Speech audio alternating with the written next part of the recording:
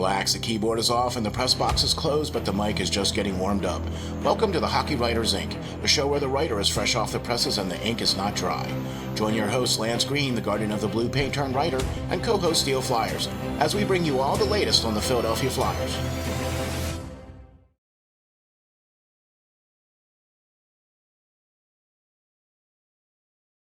Ladies and gentlemen, welcome to the next episode of the Hockey Writers Ink. I'm here with your host, Lance Green. All right. Thank you, Steel. I'm ready to talk some Flyers hockey. Are you? Woo, boy, I'm ready to get into it. I mean, it's getting, we're getting, Crunch what, time, 12 yeah? games left? You know what I mean?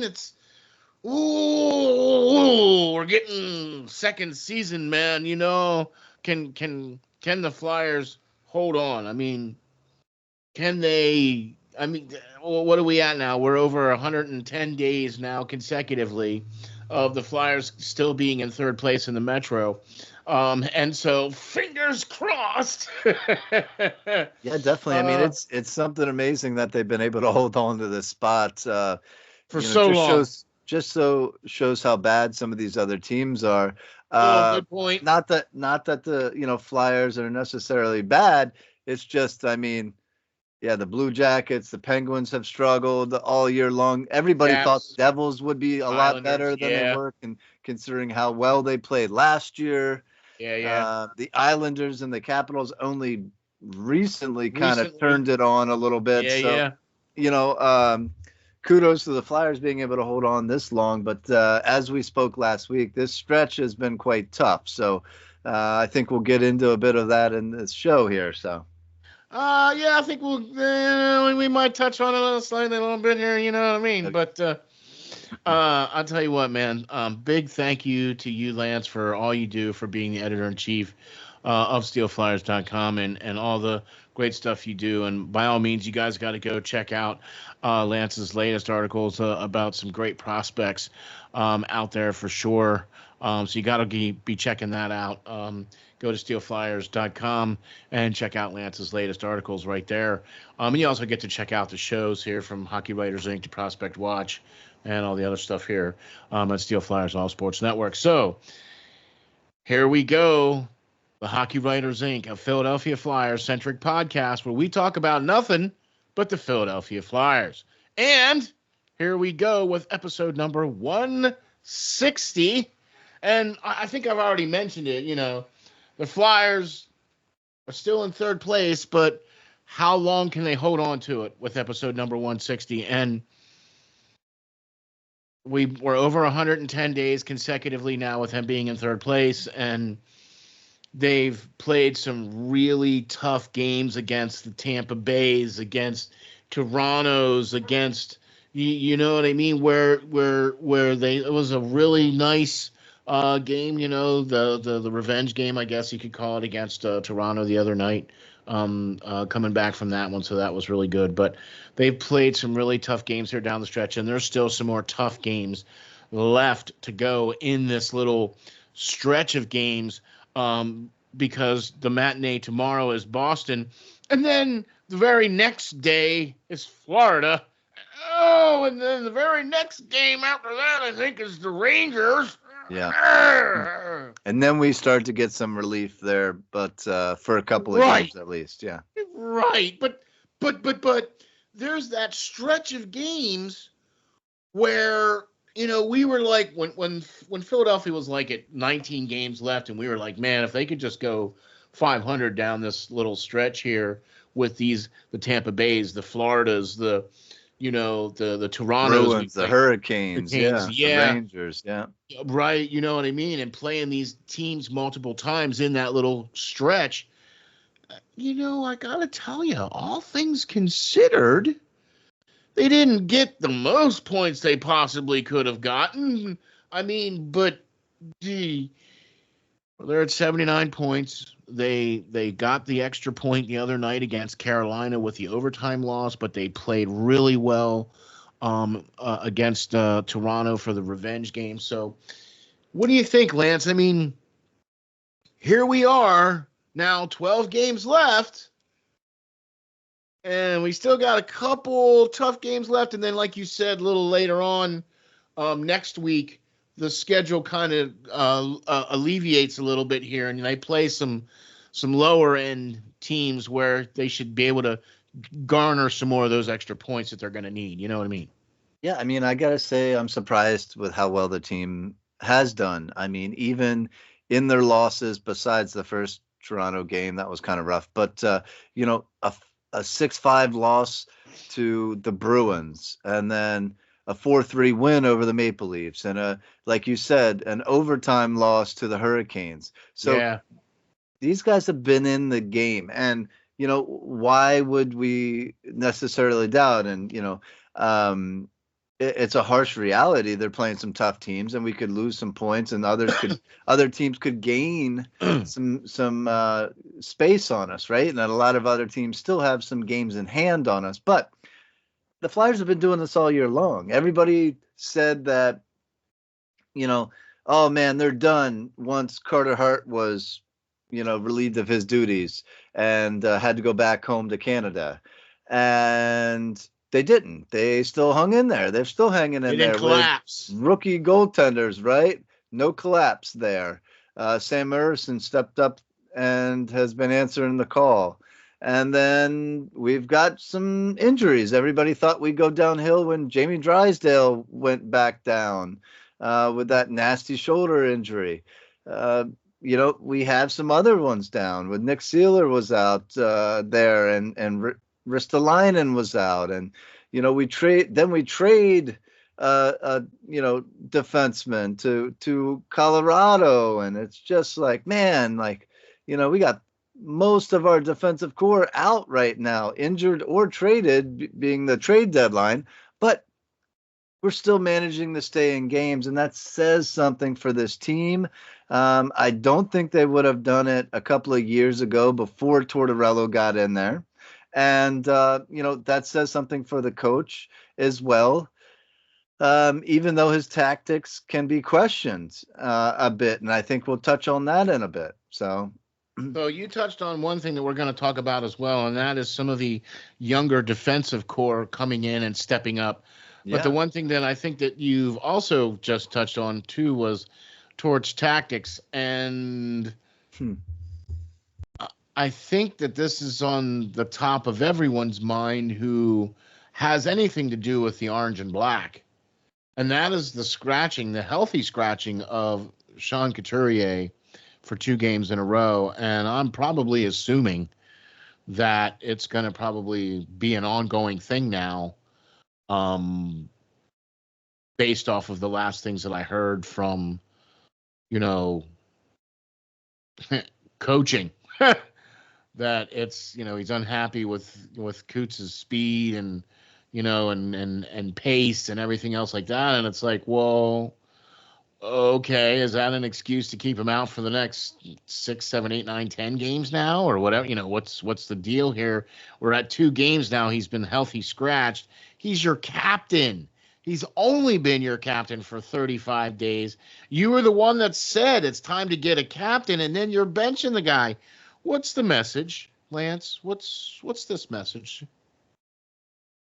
It's tough because Sean is a guy who does practice and hard, and he's out there, and he's the one that's one of the first ones on the ice. Yep. One of the last ones off the ice. We've talked about it many times. We talked about that, and that's kind of why he's was named the captain of this team. And obviously his 8-year contract of $62 million, paying him almost $8 million per season, would lead you to believe that he should be one of your leaders in this locker room. But like Tortorella said, I've been less than impressed with him. Obviously, he's a defensive center. We all know that. He's a former Selke winner, blah, blah, blah. But this season, you're paying this guy this much. He's getting the way to the sea. He's not really the one the team is looking to lead this team. I think that would be Travis Konechny and Owen Tippett in that way. But, 11 goals and 25 assists for 36 points over 64 games. That's not saying a lot there. No, I'm with you. It's less. It's just over a point per, or half a point per game, and I don't know. This is a tough decision, and I think Brian Dubinsky laid in on it because I don't think he was ever a fan of Tortorella when he was coached by him. But in the X universe there, but it's a tough one, Steel. This guy is supposed to be the face of your franchise. He's your captain. He's been there. He's a long tenured Flyer. He's getting paid a lot of money to be there. He's going to be there for the foreseeable future. And this is concerning, considering, Torts' methods or tactics, as you put it. And is this going to have a long-standing effect, on Sean? Is he going to want to come back next year if they keep him out for the duration? And Tortorella's not really commenting a whole lot about the Sean Couturier situation right now. He's avoiding it. He's avoiding it is the easiest way to put it. He's avoiding it at this point. So obviously there's something there more than just, scratching him for a game or two to maybe heal up from a nagging injury or something that we would hope he was sitting him for or healthy scratching him for, if it's just something very minor. But it doesn't seem to be the case, and it's concerning still. I don't know. Okay, so I don't really see any message here that Tortorella could be sending to Couturier specifically. And the only other message that I think that he could be sending would be potentially that, hey, just because you're the captain, hey, just because you're the most paid doesn't mean that you can't be held accountable. All right, I get it. But all right, you made your point. Okay. So here's my thing, right? Couturier is coming off of major injury, and we know historically that players that come off of a major injury, that first year is usually a down year. Let's face it. Okay. If it's something that's going to continue with Couturier, you see what I'm saying, right? I mean, I'm all for giving the guy an opportunity because he is tenured. He is the captain now. He is probably, he's a favorite player of mine. I've always loved Sean Couturier. I've always been a huge fan of what he does and his work ethic and, the fact that he's first man in, last man out. That's what he's known for. I got no problem with the guy at all. None. What I got a problem with is Atkinson. Okay? Where he's more of supposed to be the scorer and Couturier is supposed to be the shutdown. Seriously, he was never put into a position, Couturier, to be the main guy that's going to drive the offense and drive the scoring and drive the play. He's going to be the guy that's going to take the faceoffs in the opposite end or in your end. He's going to be the guy that's going to be there for those key moments during the games where you need that guy that can be defensively responsible. Do you understand what I'm saying? Now, I understand. I get it. That's not very much for $8 million a year, but that's not anybody's fault but the previous administration. So you can't, you understand what I mean? You can't punish the guy because he signed a contract with the previous administration. I get it. He's not your guy and all that other stuff. And you were kind of inherited this contract and blah, blah, blah, blah, blah, blah. But he is Sean Couturier. If he's hurt, then, okay, I get it. But I think he deserves at least another chance or an opportunity to try to, you know what I mean? That's kind of how I look at it. Mm. Otherwise, I'm scratching my head on this, man. I don't see the message here other than, hey, everybody's accountable. All right, I get it. One game, you do that, the message sent. Right? Let me get a little bit of a rebuttal here. Please. I want to know what the deal is. So a couple of things. The message could be not just towards him. It could be towards the whole team. No, right? That's what I mean. Obviously. Right. You look at that. I think, you were hinting at that, but maybe the fans don't really see that. They think Torts is just picking on Sean Couturier. Right. It has to be. I don't think that's the case. I think it's a whole team message. If you guys aren't performing to where I think you're capable of, then you too can sit down. I don't care if you're the captain, assistant, getting paid $8 million a season. I don't care. So I think it's more of a message for the whole team, not just Sean Couturier. Agreed. And then second point of it is, you're right. Sean Couturier has never been an elite offensive talent in the NHL. In juniors, everybody that makes it into the NHL scores a lot of points, because they're a higher junior, in juniors and stuff like that, because they're a higher level and all that. But that's not really his game. It's never really been his game. But Sean Couturier is not even playing his game right now. No, I'm with you. He's not. If he was offering Selke numbers here and being an amazing penalty killer and all this stuff, then okay, maybe you can deal without him scoring 20 goals a season, not scoring 20 goals a season. But the guy's a -6 on the season right now. So he's not really being the best defensively. I mean, when historically Travis Konechny hasn't been the best defensively, he was an offensive player, and he's a plus 14 this year. Yeah.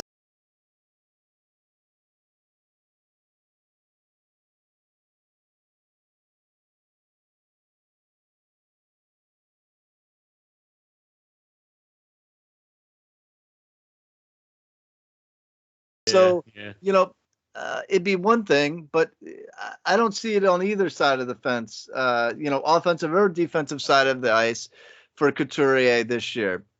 And you talk about Atkinson, he's scored 13 goals this year, but, have they been really big goals? No.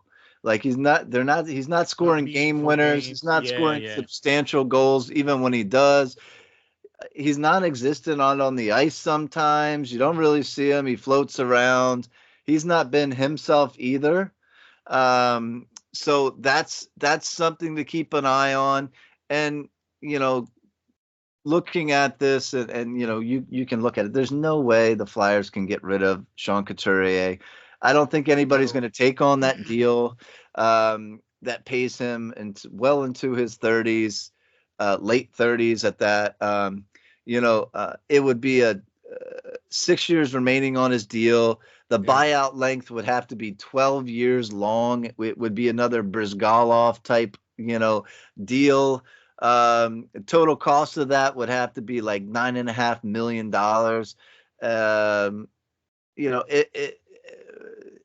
It'd be rough. It'd be $4.5 million, almost $7 million. Like that's a lot of cap space. You might as well have him on the team, contribute something if you're going to pay him substantial amounts of money at that point.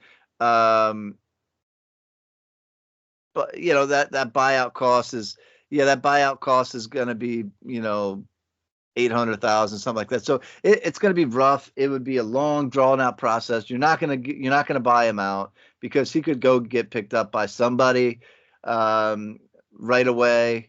You're not going to trade him because nobody's going to take on that contract. So you're kind of stuck with him. You need to figure out a mutual thing here and get him back to form in some way. Yes, he's injured previously, but he's been injured for multiple years. And, to give that man that kind of contract when he's coming off of multiple seasons where he was injured. Danny didn't do that, but it just leaves me scratching my head for sure. So it's not a good situation all the way around. Yeah, I mean, he's 31 years old now, and that's the scary thing, And this is his first year back after missing 2 years. Yeah. So he's not going to be a free agent until he's 37. Okay, but what I'm trying to say is this. He is coming back after missing 2 years in a row. This is his first time playing hockey in over 2 calendar years. Yeah. Right? And for the most part, he's played most of the season other than being healthy scratched, or I think he missed a couple of games there for a minute for something minor or whatever. But, I mean, it's something minor. It happens. Everybody misses. But he hasn't, you know what I mean? And that's why I'm thinking that, gosh, it's going to take some time for you to get back to, if you can. Do you know what I mean? With the type of procedure that he had done and everything else like that. I mean, maybe he's playing tentatively. That's why you can tell that that's not Sean Couturier. And his game is so that even at his age, he could still play that game. Do you know what I mean? Being defensive responsible, whatever, and stuff like that. He could still play that game as far as I'm concerned.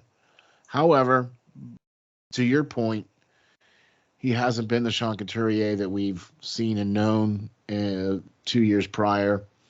So you got to, like you said, you got to come to a happy medium with this guy and find out what's going to be the thing here, because you're paying him $8 million a year, and you better figure it out.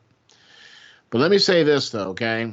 And one thing I think that I've been very much impressed with is the play of some of the guys that have been coming in to the lineup with the absence of the Drysdales and the Ristolainens and things like that. And I am giving up huge props to Jennings and to Ronnie Attard as far as how they've been playing amazingly when their number is called. And they've been paired together. And I think they've done really, really well. And I'll tell you who else I'm really liking too. That's Bobby Brink. Yeah, I think Bobby's coming on a little bit as I thought he would if given the time. He's been up and down a little bit. I think he's played like 15 games or so with the Phantoms this year. It's hard to get in a rhythm when you're on a plane one day heading to the NHL rink with a team and then back on the bus in the minors the next week. It's tough. So I like to see the youth, the guys come up. I'm a big Jennings fan, a big, strong physical defenseman. I would like to see some others cycle through in this,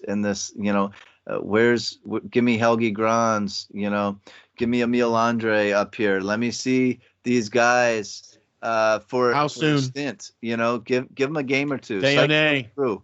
Give me some Dayone. Give me some, something. Well, yeah, I mean, he's an offenseman, but yeah, still. I know, but I in that same token, I would like to see Tumala come up for a couple of games, see what he could do. He's a fast kid, playing with some of these guys like Tippett and stuff may get him going.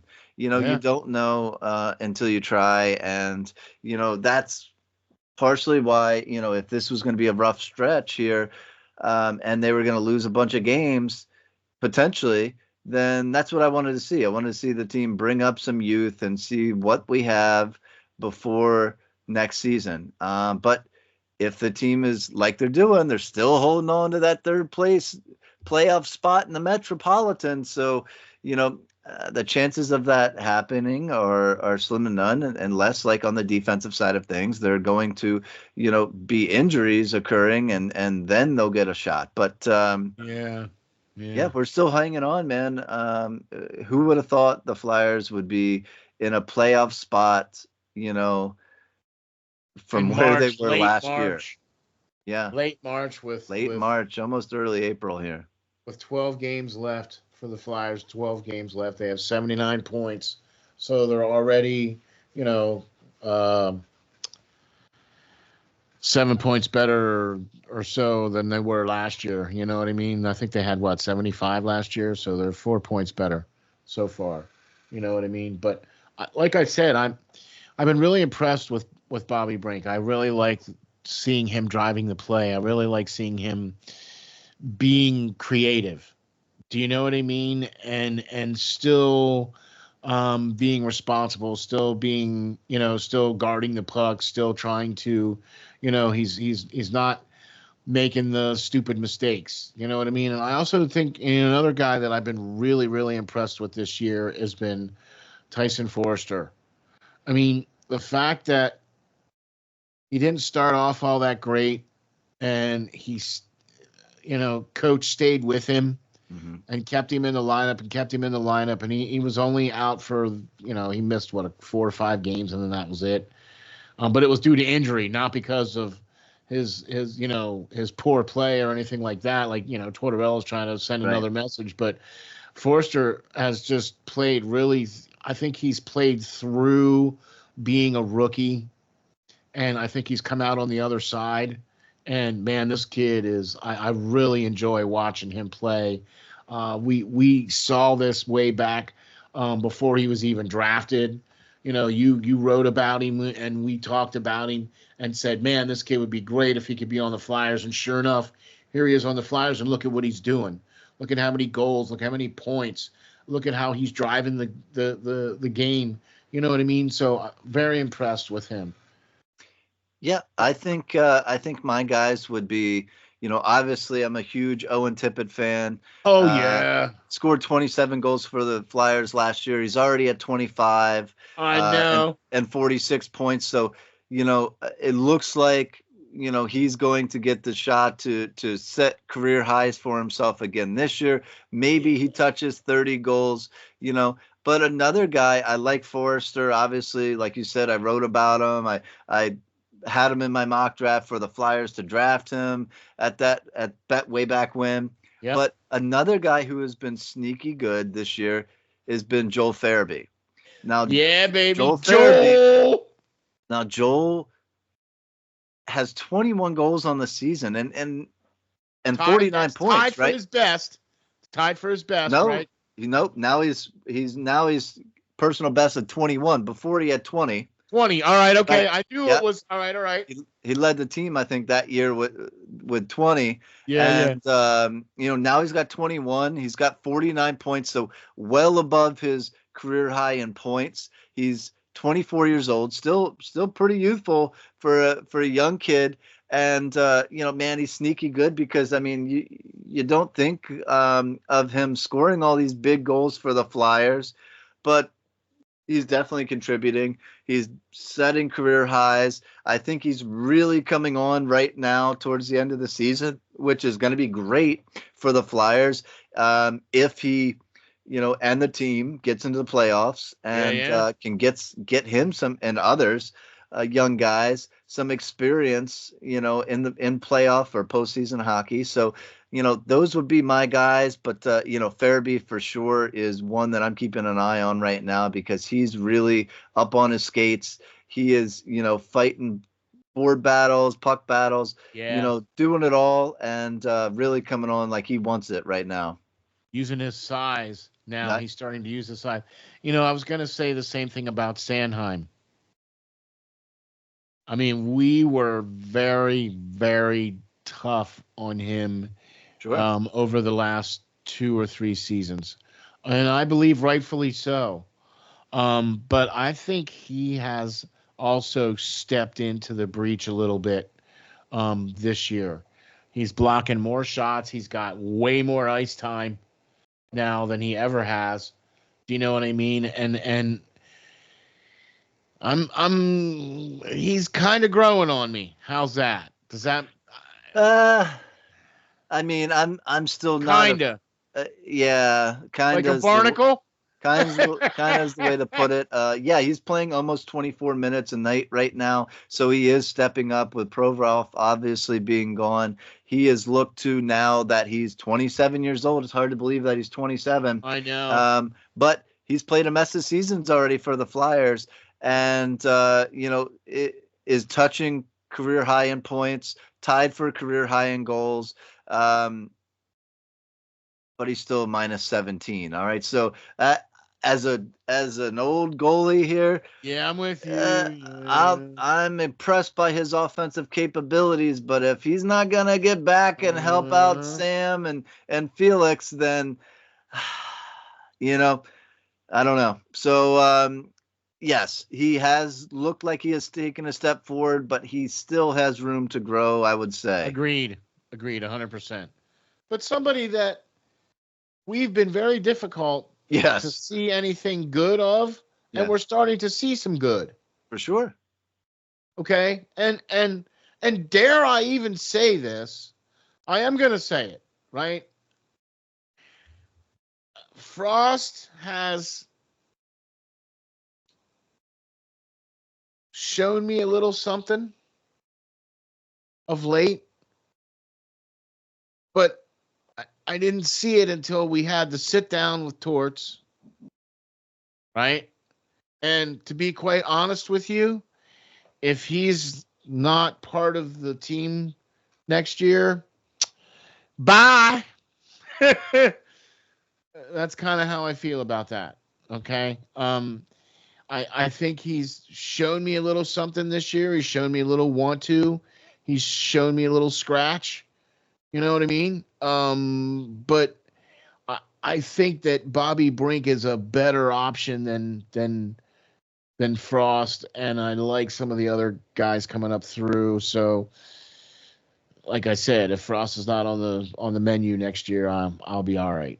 I've never been a huge Morgan Frost fan. I think everybody knows that reads my articles and stuff like that. But I'll agree.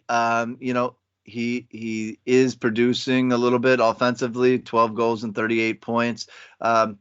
He's played 5 seasons now with the Flyers. He's 24 years old. He's parts of 5 seasons. He hasn't played all of the seasons, but right. All 82 games or something every year. But he's a +9 this year. First year ever he's been a plus player. All right. I'm writing that down. Okay. First year ever. I paid him a compliment, Steel. That's hey, I'm writing that ever, down too. All right? I'm writing that down too. All right. It kind of stomach acid in the throat there, but thanks. Thanks. I'm not a fan of Frost, and like you said, if he is gone next season, traded for asset like maybe a Trevor Zegras, as part of the trade there, by all means. He's not a Danny Briere type player, even though he wears his old number. I don't think he does it justice. No. I don't know. A lot of people are big fans of him because I think they think that he was supposed to be some kind of player that he's not, with him having multiple 100-point seasons in juniors for Sioux Greyhounds and all that. Lot of hype about him, but I don't see it. I just don't see it. He's average at best, and I think the Flyers have way too many undersized defensive centers that aren't putting the puck in the net. We don't have a big first line scoring center, and I think we need that. And I think I touched on that in my article as well. This week with a pick that I threw out there in this upcoming draft that they could select to kind of fill that need, because it's a cookie cutter form here, I think, for a lot of these, Flyers centers. And obviously, your big guys there, but all defensive centers, Lawton, Cates, Paling, Couturier, all fit that same type mold. Not big point producers, guys that get back, guys that penalty kill, all well and good. But when's the last time we had a legit center like a Jeff Carter or a Eric Lindros that puts up massive points and can score 30 or 40 goals a season? You just said him. The last time the Flyers had a real legit. I like Mike threat. Richards too, but he wasn't quite the point producer as those two were. But exactly. I don't know. I think that they need to address that. First and foremost, I think they've gotten too used to the same type guy, which is great on your bottom six. But I want a first line center that can score. Every other team has at least one or two of them.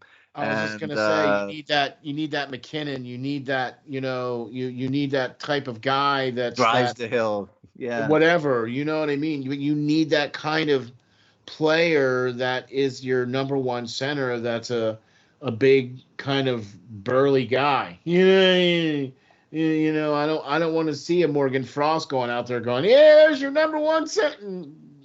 Anyway. All right. I got to say this.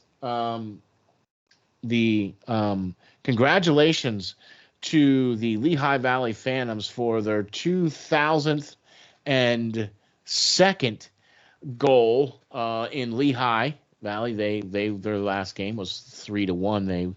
They won their last game there, and the first goal that they scored was their 2000th goal. So congratulations to the Phantoms for 2,000 goals there at Lehigh, and big props to Bob Rotruck for the call on that one, man. You got to check that out. You got to go listen to him, man. He does a great job of calling those games for the Lehigh Valley Phantoms, and man, he was just over the top excited. It was great listening to him call that for the 2000th point there, or goal for the Phantoms. And look, we got to give it up to the Phantoms. They're playing.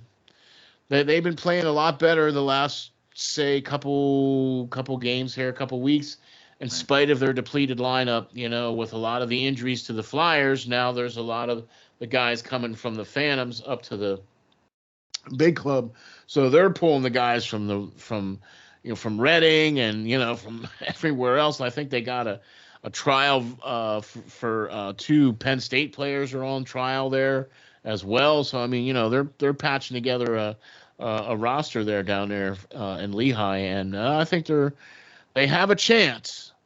They got an outside chance, but an outside chance. Yeah, they got an outside chance of making the playoffs for the Phantoms. So hey, fingers crossed for them guys. And yeah, I mean, and if you guys haven't been able to go up there and catch a game for the Phantoms, it is an amazing rink. Not a bad seat in the whole house. Fun family atmosphere. Please it's worth the drive, guys. Drive up there, go check out a Phantoms game. You'll get much better seats for a lot cheaper price, and you'll get to see some of these kids that are gonna possibly be part of the Flyers in the next couple of seasons. Okay, go check them out, man. It's a fun time for sure. It's worth it. It's definitely worth it, and you get to see the likes of Deone and Wisdom playing, and Valpedio playing, and some of the other guys that are down there playing. And I'll tell you what, like Lance said, that's not a bad thing to go check out. So be for sure to go check them out in Lehigh Valley. So Lance, you got anything in the works here? I mean, okay, aside from the Prospect Watch stuff, which you have in the works, right? There's a lot of sticks in the fire on that one there, folks. So be staying tuned to some Prospect Watch stuff coming up here real shortly. Hopefully, fingers crossed, a lot of sticks in the fire. So what kind of article you got brewing there, sir? Yeah, there's a couple of sticky notes all around the computer, or notepads and stuff as random thoughts come to me. So I got some stuff coming as far as the Flyers go. We'll see how these next couple of games go, and especially this weekend. Yeah, it's gonna be a busy weekend for the Flyers, so it should be interesting, and I'll make sure to get something out here, sometime as early as next week probably. So. Oh yeah. Oh, I'm not doubting that fact. I just thought maybe if you had anything in the works, we like to get I gotta. we try to get a little sneak peek, a little preview, Yeah, I got some stuff blooming, but nothing started quite yet on something new. All good, man. All good. So I'll tell you what, man. We would like to say huge personal thank you to Mr. Lenny Red Coles for being the official photographer of the Philadelphia Flyers and for giving us exclusive permission to use his photographs for our publications, for Lance's articles, and also for the website. So thank you.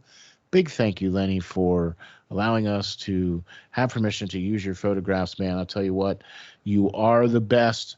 And I'm hoping here at the end of the month, maybe to get him on the show so we can, talk to the guy. And he's got some great stories. He's got a lot of great things to talk about. And he usually always shows us some really cool photos. He usually shows us on the show too, so. Big thank you to Lenny for permission to do that. Also, thank you to Spreaker for getting us out there to all of your podcasting platforms, from iHeart to Apple to Spotify. All you have to do is type in Hockey Writers Ink, and we will come up, and then you just give a little 5-star rating for us, and then that helps to get us more recognized and noticed. So appreciate that. Thank you very much. Lance, why don't you tell the folks where we can find you and where we can get you, my man? Sure. All my articles are on SteelFlyers.com. And you can catch me on X at Lance.Green39, as well as any of the Facebook groups the multiple Facebook groups that I'm on as far as the Flyers go. I always post out our stuff onto there, as does Steel. So catch us any way you want to. Let us hear your responses. Get in some questions for us. We love to have some conversations in that aspect of the team and everything like that. For sure, man. And big props to all of those Facebook groups, from Flyers Nation to Flyers for Life. All you guys out there with the Flyers Facebook groups, man. We thank you guys very much for allowing us to post out on your show or on your group. So thank you very much to that. Yeah, man, it's we really appreciate that, and we really appreciate the audience as well too. So thank you guys very much. I am Ron SteelFlyers. You can catch me on X at SteelFlyers52, and you can catch all the great stuff at SteelFlyers.com. Thank you guys for watching the Hockey Writers Inc. We will catch you all on the next episode. Catch you all later.